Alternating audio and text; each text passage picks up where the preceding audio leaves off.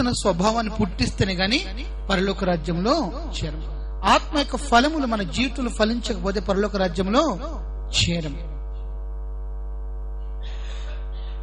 కాబట్టి ఆవశ్యకత మనందరికీ తెలుసు, దాని ఇంపార్టెన్స్ ఏంటో మనందరికీ తెలియబడింది. ఈ రోజు ఎలా పొందుకోవాలి, అంతే కదా? ఎలా పరిశుద్ధాత్మ దేవునికి అభిషేకాన్ని మనం పొందుకోవాలి అని ఈ దినాన్న మనము నేర్చుకుందాం. హల్లెలూయా. ఈరోజు ఎలా పొందుకోవాలని తెలియబడటమే కాదు, తెలియబడిన ప్రతి ఒక్కరు కూడా పొందుకుంటారు. హల్లెలూయా, హల్లెలూయా. మొదటిగా అపోస్తుల కార్యములు 2వ అధ్యాయము 38వ వచనం మనం చూసినట్లయితే, ఎప్పుడైతే పేతురు ప్రసంగించాడో వారు తమ హృదయంలో నొచ్చుకున్నారంట. నీతిమంతుడైన యేసుక్రీస్తు ప్రభువుని సిలువ వేశాము అని తమ హృదయాలు ఏం చేశారంట?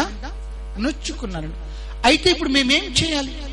మేము తప్పు చేసాం, మేము పాపం చేసాము, ఇప్పుడు మేమేం చేయాలి? ఆ పాపాన్ని పరిహారార్థము మేమేం చేయాలంటే, అప్పుడు పేతురు ఏమన్నాడంటే, మీరు మారు మనసు విషయమై ఏం తీసుకోవాలంట? బాప్తిసం తీసుకోవాలి. మారు మనసు పొంది పాప క్షమాపణ నిమిత్తము బాప్తిసం తీసుకోవాలి. ఇది మొదటి మెట్టు. ఒక ఉద్యోగం ఉంది, ఉద్యోగానికి మనము అప్లై చేయాలంటే దానికి అర్హతలు కూడా ఉంటాయి, అంతే కదా? యోగ్యతలు కూడా ఉంటాయి. కాబట్టి ఒక సాధారణమైన ఉద్యోగానికే, ఒక చిన్న ఉద్యోగానికే ఇన్ని అర్హతలు ఉన్నట్టే మరి దేవుని ఆత్మను పొందుకోవడానికి కూడా కొన్ని అర్హతలు కావాలి. మొట్టమొదటి అర్హత ఏంటంటే మారు మనసు పొందాలి, పాప క్షమాపణ విషయమే బాప్తిసం కూడా పొందాలి. కాబట్టి మొదటి మెట్టు ఏంటంటే మారు మనసు ఉండాలి. మారు మనసు లేని బాప్తిసమే కాదు. ఈరోజు చాలా మంది పెళ్లిళ్ళకి తీసుకుంటున్నారు బాప్తిసం. ఎందుకు? క్రైస్తవ పెళ్లి జరగాలి అంటే పాస్టర్ గారు బాప్తిసము లేకపోతే నేను చేయను అంటాడు, చేస్తే ఆయన జైలుకి వెళ్తాడు. కాబట్టి అప్పటికప్పుడు మారు మనసు లేని బాప్తిసం తీసుకుంటారు, పెళ్లి బాప్తిసాలు అంటారు.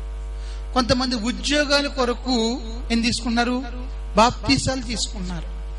అవును, ఒక క్రిస్టియన్ కాలేజీలో, ఒక క్రిస్టియన్ ఆర్గనైజేషన్ లో ఉద్యోగం కావాలన్నా, సీట్ కావాలన్నా, వాళ్ళ బిడ్డలకు సీట్ కావాలన్నా, ఎడ్యుకేషన్ కావాలన్నా, అంతవరకు అన్యులుగా ఉన్న వారు ఆ సీటు నిమిత్తం ఏం తీసుకున్నారు? బాప్తిసము తీసేసుకుంటున్నారు. ఇవన్నీ మారు మనసు లేని బాప్తిసాలు. మనసు అయితే మారలేదు, కానీ మనుషులకు కనపరుచుకోవడానికి, లబ్ధి పొందుకోవడానికి తీసుకునే బాప్తిసాలు. ఇటువంటి బాప్తిసాల వలన పరిశుద్ధాత్మ మనము పొందుకోలేము. హృదయము మారాలి. మారిన హృదయానికి సూచనగానే నీటి బాప్తిసం అన్నది ప్రాముఖ్యమైనది. ఈరోజు చాలా మంది సంఘంకు వస్తున్నారు, దేవుని వాక్యం వింటున్నారు, దేవుని వాక్యం గూర్చిన ఒక అవగాహన ఉంటుంది, కానీ బాప్తిసం విషయంలో చాలా నిర్లక్ష్యం ఉంటున్నారు. ఎప్పుడైతే దేవుని వాక్యం మనం విన్నామో, ఎప్పుడైనా దేవుని వాక్యం మనం విన్న వాక్యం మనం అంగీకరించామో, మొదట మనం చేయవలసింది ఏంటంటే బాప్తిసము తీసుకోవాలి. నీకు పాపక్షమాపణలు కావాలి, నీకు నిత్య జీవం కావాలి, నీవు దేవునికి రాజ్యంలో ప్రవేశించాలని నువ్వేం చేయాలి? బాప్తిసం తీసుకోవాలి. సంఘానికి వచ్చి ఆరాధన పాల్గొంటూ వాక్యానికి వచ్చిన అనుభవం ఉంటూ కూడా బాప్తిసం తీసుకోవడానికి వెనుకంజ వేస్తున్నారు. ఈరోజు నువ్వు మారేవు అంటానికి సూచనే బాప్తిసం. ఎవరైతే నీటి బాప్తిసం తీసుకుంటారో వీరందరూ పరిశుద్ధాత్మలో బాప్తిసం పొందుకోవడానికి అర్హులుగా మార్చబడుతున్నారు. హల్లెలూయా, హల్లెలూయా.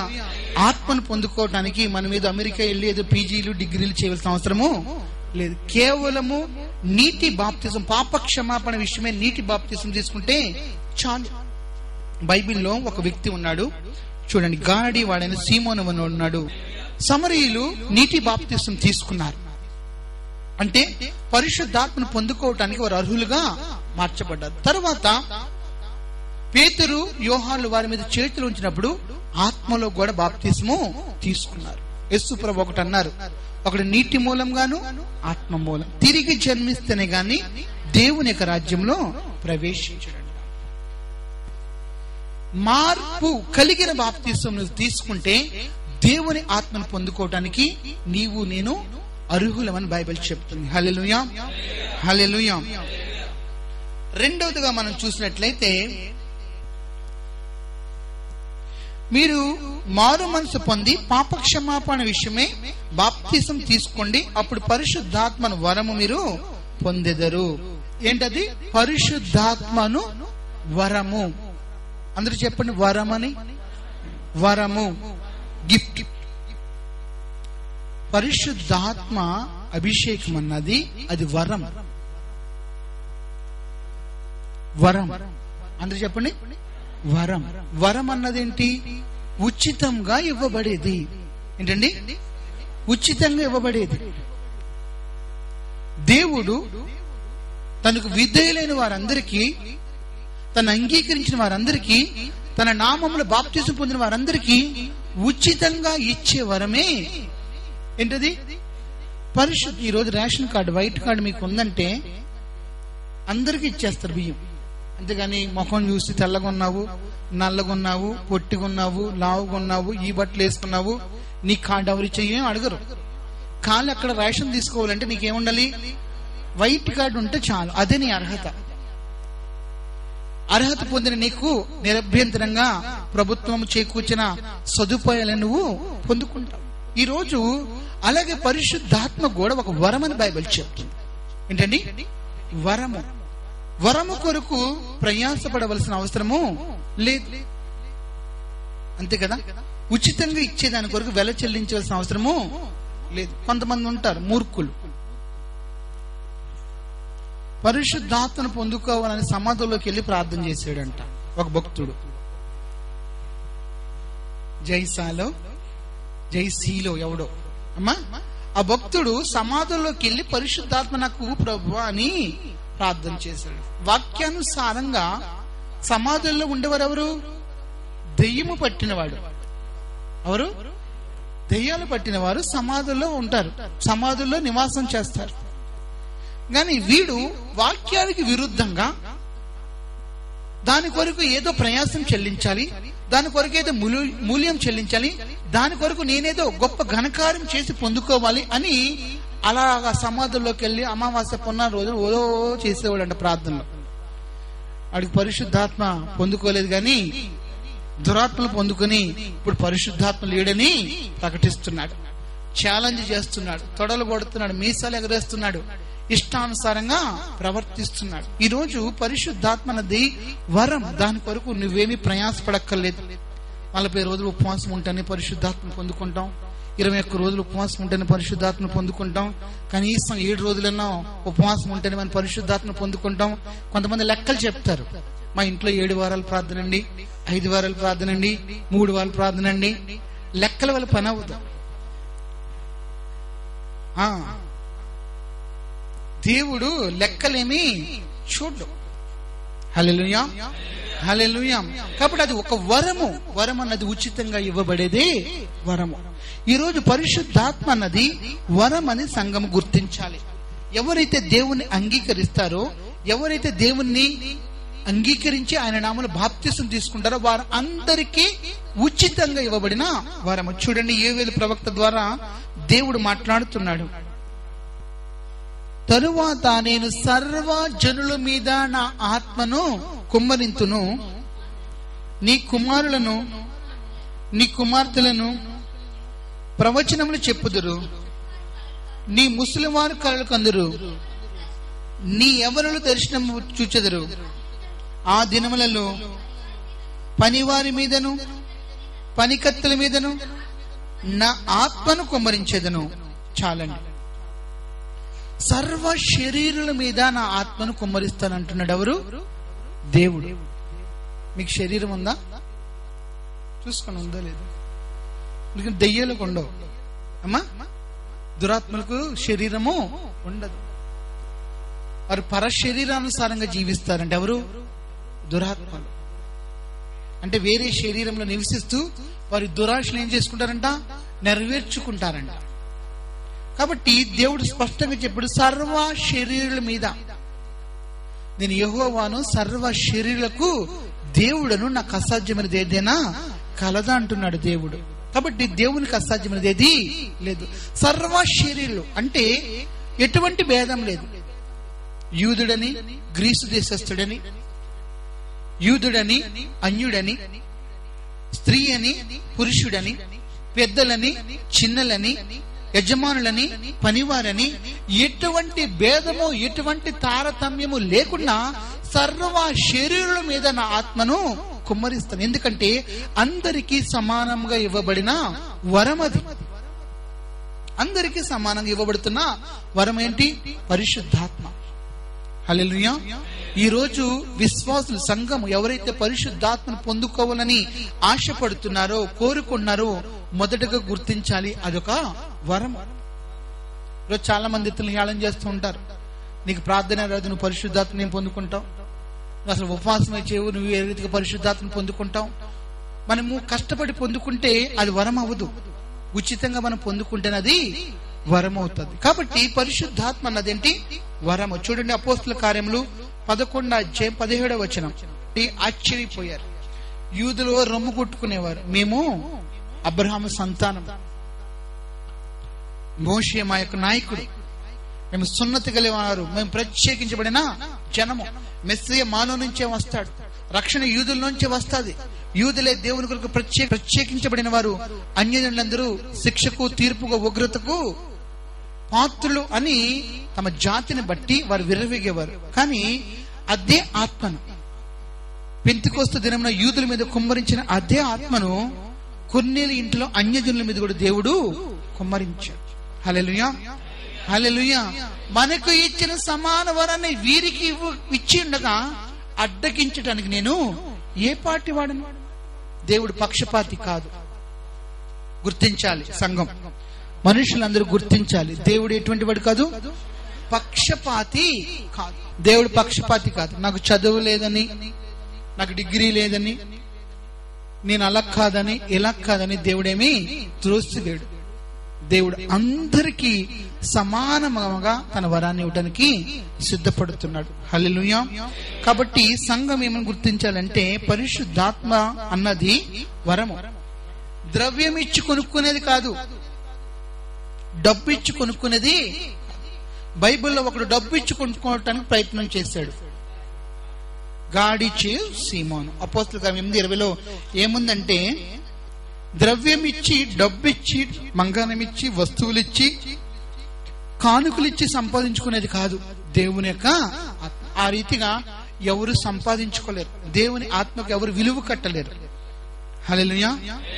దేవుని ఆత్మను పొందుకోవటానికి విలువ యేసు ప్రభు శిలువలో చిందించాడు. ఆయన తన రక్తములో మన కడగటాన్ని బట్టి, ఆయన రక్తంలో విమోచించబట్టమే మనకు కలిగే అర్హత, యోగ్యత. పరిశుద్ధాత్మను పొందుకోవడానికి వేళ క్రీస్తు తన ప్రాణాన్ని, రక్తాన్ని చెల్లించడం ద్వారా మనం పొందుకునే అర్హతను, యోగ్యతను పొందాం ఈ లోకంలో. హల్లెలూయా. అంతేగాని నీ వస్తు సంపదలు ఇచ్చి పరిశుద్ధాత్మ నువ్వు పొందుకోలేవు. ద్రవ్యం ఇచ్చి దేవుని వరాన్ని నువ్వు కొనుక్కోలేవని బైబిల్ చెప్తుంది. హల్లెలూయా, హల్లెలూయా. కాబట్టి నువ్వు మొదటగా బాప్తిసం తీసుకుంటే నీవు పరిశుద్ధాత్మను పొందుకోవటానికి అర్హుడవు, అర్హురాలు. రెండవదిగా, పరిశుద్ధాత్మ అన్నది దేవుడు అనుగ్రహించే ఉచితమైన వరమని నువ్వు గ్రహిస్తే పరిశుద్ధాత్మను పొందుకోవడానికి అది రెండవ అర్హత. మూడవదిగా మనం చూసినట్లయితే అపోస్తలుల కార్యములు 5వ అధ్యాయము 32వ వచనం మీరు చూసినట్లయితే అక్కడ ఏమని వ్రాయబడిందంటే, మేమును దేవుడు తనకు విధేయులైన వారికి అనుగ్రహించిన పరిశుద్ధాత్మయు ఈ సంగతులకు సాక్షులమై ఉన్నామని చెప్పాడు. కాబట్టి దేవుడు తనకు విధేయులైన వారు అందరికీ ఏమిస్తాడు? పరిశుద్ధాత్మను ఇస్తాడు. గమనించాలి. మూడవ అర్హత సంఘానికి, మూడవ అర్హత విశ్వాసికి ఏంటంటే విధేయత. ఎవరైతే దేవుడికి విధేయులై ఉంటారో, దేవుని దృష్టికి మంచివారుగా ఉంటారో, దేవుడు తన ఆత్మను, తన అభిషేకాన్ని వారికి దయచేస్తాడంట. ఇది నీ వ్యక్తిగత ప్రవర్తన ద్వారా, నువ్వు దేవుని వాక్యానికి లోబడటం ద్వారా, దేవునికి వాక్యాన్ని గైకొనటం ద్వారా, దేవునికి చిత్తాన్ని నెరవేర్చడం ద్వారా నువ్వు దేవుని ఆత్మను పొందుకుంటావు. హల్లెలూయా. యేసు ప్రభు వెళ్ళిపోతూ ఒలీవల కొండ మీద ఒక ఆర్డినెన్స్ ఇచ్చారు, ఒక ఆజ్ఞ ఇచ్చాడు. మీరు యెరూషలేమును విడిచి వెళ్ళక నా వలన నిన్న తండ్రి యొక్క వాగ్దానం పొందుకున్న వారి కొరకు కనిపెట్టుడి. యోహాను నీళ్లలో బాప్తిసం ఇచ్చిన గాని కొన్ని దినములలోగా మీరు పరిశుద్ధాత్మలో బాప్తిసము ఎన్ని దినముల్లో పొందెదరు? కొన్ని దినములు. కొన్ని అంటే త్వరగా రాస్తున్నాను అన్నాడు ఎవరు? ప్రభువైన యేసు. ఇప్పుడు ఎన్ని సంవత్సరాలని? 2000 సంవత్సరాలు. ఈరోజు కొన్ని అన్న మాటకు ఇంత అని మనం చెప్పలేం. పొందుకునేంత వరకు మనం ఏం చేయాలి? కనిపెట్టాలి. పొందుకునేంత వరకు దేవుడు చెప్పిన మాటకు మనం ఏం చేయాలి? విధేయత చూపాలి. దేవుడు ఒకటే ఒకటి అన్నాడు, మీరు ఎక్కడికి వెళ్ళొద్దు. సేవ చేయాలని ఉర్రుకులుగుతున్నారు, సేవ చేయడానికి ఆశతో ఉన్నారు. కానీ నేను నా వలన వినిన ఆ తండ్రి యొక్క వాగ్దానం పొందుకునేంత వరకు యెరూషలేములోనే నిలిచి దాని కొరకు కనిపెట్టుడి. నిజంగానే శిష్యులైన వారందరూ దేవుని యొక్క మాటకు లోబడి, దేవుని యొక్క మాటకు విధేయత చూపి ఒక్కరోజు కాదు, 2 రోజులు కాదు, 10 రోజులు కనిపెట్టారంట. ఎన్ని రోజులు? 10 రోజులు. ఒక గంట సేపు, ఇప్పుడు 8:30, ఇంకొక గంట సేపు నేను మాట్లాడితే ఇక్కడ ఎవరు ఉండరు. అమ్మా 9:30 అయిపోయిందండి, నిద్ర వచ్చేస్తుందండి, ఆకలి అయిపోతుందండి, ఇంటికి వెళ్ళాలండి, రేపు డ్యూటీ ఉందండి ఎన్నో చెప్తారు, అంతే కదా. కానీ యేసయ్య చెప్పిన మాటకు 10 రోజులు కనిపెట్టారండి. అందులో వృద్ధులున్నారు, అందులో యవనస్తులున్నారు, అందులో యేసు ప్రభు తల్లి కూడా ఉంది. చూడండి, 120 మందిలో అన్ని కేటగిరీలు ఉన్నారు. పిల్లలు, వృద్ధులు, యవనస్తులు, వీరితో పాటు కొంతమంది స్త్రీలు కూడా ఉన్నారంట. ఆ స్త్రీలలో యేసు ప్రభు తల్లి కూడా ఉందంట. నిజంగా యేసు ప్రభు యొక్క తల్లి ఎంత దీనురాలో, ఎంత తను తగ్గించుకునేదో దీనిని బట్టి మనకు అర్థమవుతుంది. నిజంగానే ఆ వృద్ధాప్యంలో ఉన్న యేసు ప్రభుకి 33 అంటే కనీసం ఈమెకు ఇంచుమించు ఒక 50 సంవత్సరాలు ఉండవచ్చు, అంతే కదా. అటువంటి వయసులో కూడా ఆమె దేవుని యొక్క వాక్యానికి లోబడి, యేసు ప్రభు యొక్క వాగ్దానానికి లోబడి 10 రోజులు ఆ యవన బిడ్డలతో కలిసి ఆశతో ఏం చేసిందంట? ప్రార్థించింది. 10వ దినాన్న, ఆ పెంతెకొస్తు పండగ దినాన్న వారు ఏం పొందుకున్నారు? పరిశుద్ధాత్మను పొందుకున్నారు. మొదటి రోజున దేవుడు ఎందుకు ఇవ్వలేదు? దేవుడు విధేయత చూస్తున్నాడు. మనం ఎంతగా విధేయత చూపిస్తున్నాము దేవునికి, దేవుని యొక్క మాటకు, దేవుని యొక్క వాక్యానికి. కాబట్టి పరిశుద్ధాత్మను పొందుకోవాలంటే 3వ అర్హత ఏంటంటే విధేయత. ఏం చెప్పండి? విధేయత. దేవుని వాక్యానికి మనం విధేయులే ఉండాలి. దేవుని చిత్తాన్ని నెరవేర్చడానికి మనకు విధేయులే ఉండాలి. ఇప్పుడు దేవుడు నీ ద్వారా తన నామాన్ని మహిమపరచుకోవడానికి ఇష్టపడుతున్నాడు. కానీ నువ్వు అవిధేయత చూపించడం వల్ల దేవుడు నీకు తన ఆత్మను, నీ యొక్క అవిధేయత ప్రవర్తన వల్ల దేవుని యొక్క నామం దూషింపబడుతుంది, దేవుని యొక్క నామము అవమానపరచబడుతుంది, దేవుని యొక్క నామము అన్యజనుల మధ్య గేలి చేయబడి, అటువంటి వారికి దేవుడు తన ఆత్మను ఇవ్వడు. మరి ఎవరికి ఇస్తాడంట? విధేయులైన వారికి తన ఆత్మను ఇస్తాడంట. కాబట్టి దేవుని ఆత్మను పొందుకోవాలి, దేవునికి అభిషేకాన్ని పొందుకోవాలంటే అర్హత ఏంటి? విధేయత. పరిశుద్ధాత్మ పొందుకోవడానికి మొదట మెట్టు మనం ఏం చెప్పాం? బాప్తిసం. బాప్తిసం అన్నది కూడా విధేయతకు సూచన, దేవుని వాక్యానికి లోపడటానికి సూచన. నమ్మి బాప్తిసం పొందినవాడు రక్షింపబడను, నమ్మని వానికి శిక్ష విధింప. మీరు సర్వలోకములకు వెళ్లి సర్వ సృష్టికి సువార్తను తండ్రి యొక్కయు కుమారుని యొక్క పరిశుద్ధాత్మ నామంలో బాప్తిసం ఇచ్చుచు నేను ఏ ఏ సంగతులు మీకు ఆజ్ఞాపించానో ఆయా సంగతులు గైకొన్నట్ల వరకు తెలియచేయమన్నాడు. కాబట్టి బాప్తిసం తీసుకోవడం కూడా మన విధేయతకు ఒక చిహ్నం. హల్లెలూయా. కాబట్టి పరిశుద్ధాత్మను పొందుకోవాలంటే మూడవ అర్హత ఏంటంటే విధేయత. దేవుని వాక్యానికి ఏం చేయాలి? విధేయత చూపించాలి. హల్లెలూయా, హల్లెలూయా. నువ్వు దేవుని నామానికి అవమానకరంగా ఉండి అవిధేయతగా ఉంటే దేవుడు తన ఆత్మ నీకు ఇవ్వడు. ఎప్పుడైతే దేవుని వాక్యం లోబడి ఆయన మహిమ కొరకు నువ్వు జీవించాలని ఆశపడతావు అప్పుడు సమృద్ధిని ఆత్మ నీకు ఇస్తాడు. నాలుగవదిగా మనం చూసినట్లయితే యెషయా గ్రంథము 44:3 చదవండి. నేను దప్పికొని వాని మీద నీళ్లను, ఎండిన భూమి మీద ప్రవాహ జలములను కుమ్మరించెదను. నీ సంతతి మీద నా ఆత్మను కుమ్మరించెదను. నీకు పుట్టిన వారందరినీ నేను ఆశీర్వదించెదను. చాలండి. మీరు రాసుకుంటున్నారా? ఓకే. నాలుగవ అర్హత, మూడవ అర్హత కొరకు ప్రయాసపడాలి. విధేయత. అమ్మా, ఆదివారం అలాగా షికారులు చేయటం కాదు. పిక్నిక్లకి, పార్కులకి, చుట్టాలింటికి, పట్టాలింటికి అవిధేయత చూపిస్తుంది. ఇంకెక్కడి నుంచి దేవుని ఆత్మను పొందుకుంటా. హల్లెలూయా.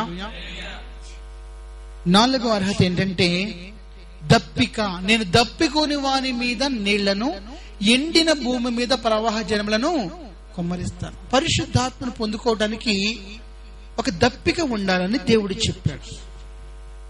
ఏంటి? దప్పికతో పోల్చాడు. దప్పిక. ఈరోజు పరిశుద్ధాత్మను పొందుకోవాలంటే you need to develop a hungerness in your heart. ప్రతి ఒక్కరూ దేవుని ఆత్మను పొందుకోవడానికి ఒక తృష్ణ, ఒక వాంఛ హృదయంలో ఏం చేసుకోవాలి? కలిగి ఉండాలి. హల్లెలూయా. నీకు ఆకలిగా లేదనుకో, నీకు బిర్యానీ పెట్టినే ఉండదు, రుచి ఉండదు. దానికి కారణం ఏంటి? బిర్యానీలో లోపం కాదు, నీలో లోపం. నీలో ఏం లేదు? ఆకలి లేదు. ఈరోజు మనకు అటువంటి దప్పిక ఉండాలని దేవుడు చెప్తున్నాడు. దుప్పి నీటి వాగుల కొరకు ఆశపడినట్లు దేవాని కొరకు నా ప్రాణము ఆశపడుచున్నది, నా ప్రాణము దేవుని కొరకు తృష్ణ కొనుచున్నది. ఈరోజు పరిశుద్ధాత్మను పొందుకోవటానికి నీలో ఒక తృష్ణ, నీలో ఒక వాంఛ, నీలో ఒక కోరిక ఎంత బలంగా ఉండాలంటే దుప్పి నీటి మొగలకు ఆశపడినట్లు నువ్వేం చేయాలి? ఆశపడాలి. ఎడారి ప్రాంతంలో దుప్పెలు ఎండమావును చూస్తూ నీళ్ళు అనుకుని కొన్ని వందల కిలోమీటర్లు ఏం చేస్తూ ఉంటాయి? ప్రయాణం చేస్తూ ఉంటాయి. దూరంగా ఎండమావులు నీళ్ళ కనిపిస్తున్నప్పుడు అవే నీళ్ళు అనుకుని వెళ్తాయి. మళ్ళీ అక్కడికి ప్రవేశించాక ఆ ప్రాంతాన్ని చేరాక ఇంకా ఎక్కడో ఉన్నట్టు కనబడతాయి. అలాగా తమ దాపికను తీర్చుకోవడానికి, దాహాన్ని తీర్చుకోవడానికి కొన్ని వందల కిలోమీటర్లు అవి ప్రయాసంతో ఏం చేస్తాయంటే ప్రయాణం చేస్తాయి. అటువంటి తృష్ణ, అటువంటి వాంఛ, అటువంటి కోరిక పరిశుద్ధాత్మను పొందుకో నిమిత్తము నీకుండాలి, నాకుండాలి. హల్లెలూయా చెప్దామా? హల్లెలూయా. యేసు ప్రభు దప్పికతో పోల్చారు. ఒక వ్యక్తి దప్పికొన్నాడు అనుకో, ఆ దప్పిక తీర్చుకునేంత వరకు అతని హృదయంలో సమాధానం ఉండదు, శాంతి ఉండదు. దేని మీద అతని హృదయాన్ని, మనసును లగ్నం చేయలేడు. అంతేనా? ఇప్పుడు మీకు దాహం అవుతుంది, నాకు దాహం అవుతుంది, వాక్యం అయిపోయాక తాగొచ్చు కదా, అందరూ నా వాక్యం వింటున్నారు, అందరు నా వైపు చూస్తున్నారు, తర్వాత తాగొచ్చు కదా నేను అనుకోలేదు. అది తాగేంత వరకు నా హృదయంలో ఏముండదు? సమాధానం ఉండదు, తృప్తి ఉండదు. నైట్ దాహం అవుతుంది, వెక్కిళ్ళు వస్తున్నాయి అనుకో, తెల్లరు తాగుదామని అనుకుంటారా? పర్లేదు, ఇప్పుడు 2 అయింది, అర్ధరాత్రి ఎవరు లెగుస్తారు? ఇక్కడి నుంచి బెడ్ మీద నుంచి వంటగదిలోకి ఎవరు వెళ్తారు? ఎవరు తాగుతారు? రేపు తాగితే నష్టం ఏంటి అనుకుంటారా? లేదు. అది 2 అయినా 3 అయినా అది ఎప్పుడైనా వెళ్ళి ఆ నీటిని తాగు. ఈరోజు అటువంటి తృష్ణ, అటువంటి వాంఛ మన హృదయంలో ఉండాలి. చూడండి, యేసు ప్రభు ఏమంటున్నారంటే యోహాను సువార్త 4వ అధ్యాయము 10-14 ఒక సమరీ స్త్రీతో మాట్లాడుతూ ఏమంటున్నారంటే, నువ్వు అడిగితే దేవుణ్ణి నీకు జీవజలాన్ని ఇస్తాడంట. అందుకని యేసు ప్రభు మరొక చోట యోహాను సువార్త తీయవద్దు 7:37 ఏమన్నారంటే, పండుగలో బిగ్గరగా కేక వేస్తూ, ఎవడైనను దప్పికొని ఉంటే నా యొద్దకు వచ్చి దప్పిగా తీర్చుకునే వాళ్ళను, నా యందు విశ్వాసం ఉంచు వాని కడుపులో నుంచి జీవ జల నదులు పారునని బిగ్గరగా చెప్పారంట. హల్లెలూయా. ఈ రోజు నీ దప్పికను తీర్చేవాడు ఎవరంటే ప్రభువైన యేసు. ఆ దప్పిక లేకపోతే, ఆ తృష్ణ లేకపోతే, ఆ వాంఛ లేకపోతే నీవు నేనేమో పరిశుద్ధాత్మ అభిషేకాన్ని పొందుకోలేము. 120 మంది 10 రోజులు అటువంటి తృష్ణతో ఏం చేశారు? ప్రార్థన చేశారు. 120 మంది ఆశతో, ఆసక్తితో, తృష్ణతో, పొందుకోవాలని తృష్ణతో వారు ఏం చేశారంటే ప్రార్థన చేశారు. అందుకనే ప్రకటనలో కూడా ఇచ్చయించు వానికి, ఎవరికంట? ఇచ్చయించు అంటే కోరుకునే వానికి ఉచితముగా జీవజలములను త్రాగనిత్తును. నీకు ఇచ్చ ఉండాలి, కోరిక ఉండాలి, తృష్ణ ఉండాలి, పొందుకోవాలని వాంఛ ఉండాలి, వారికి ఉచితంగా ఇస్తాడంట దేవుడు. హల్లెలూయా, హల్లెలూయా. 4వ అర్హత ఏంటంటే పరిశుద్ధాత్మను పొందుకోవటానికి మన అందరికీ ఏముండాలి? దప్పిక ఉండాలి. 5వ సంగతి, యేసు క్రీస్తును మనం అడగాలి. ఏమనంటే, పరిశుద్ధాత్మలో నాకు బాప్తిసం ఇమ్మని. హల్లెలూయా చెప్పండి. హల్లెలూయా. ఎందుకంటే 4 సువార్తలు కూడా ఒకే విషయాన్ని వ్రాశారు.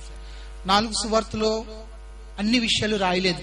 విచిత్రం ఏంటంటే 4 సువార్తలు భిన్నంగానే ఉన్నాయి. ఒకే ఒక విషయాన్ని 4 సువార్తల్లో రాశారు. అదేంటంటే 5,000 మందికి యేసు ప్రభు ఆహారాన్ని పంచిబడి. 4,000 మందిని గూర్చి అన్ని చోట్ల రాయబడి ఉండలేదు.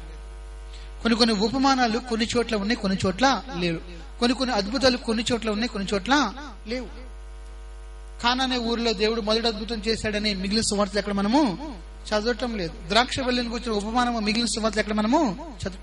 కానీ 4 సువార్తలు కూడా ఒక వాక్యాన్ని వీరందరూ కలిసి ఒకే వాక్యం ప్రకటించారు.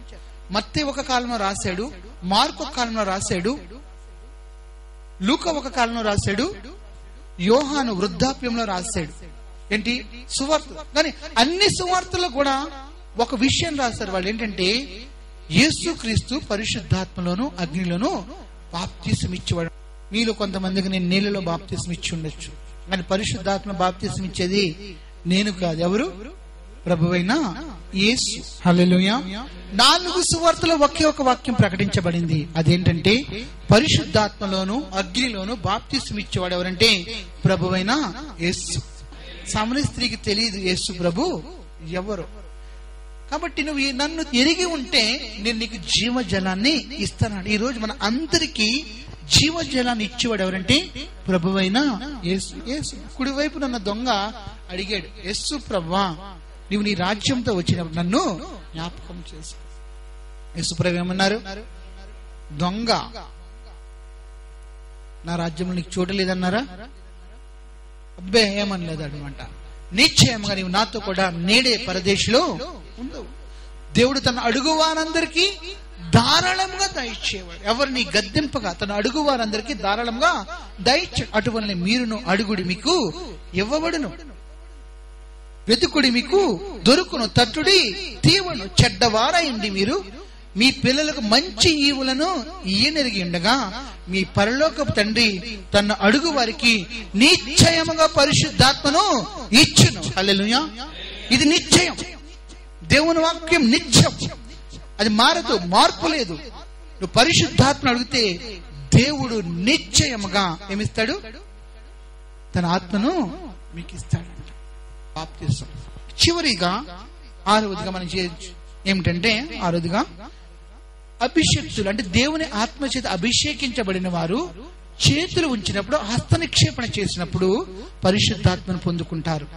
ఈ అభిషేకించమన్న ఈ పౌలు వెళ్లి ఎఫెసీ వాసుల మీద చేతులు ఉంచాడంట.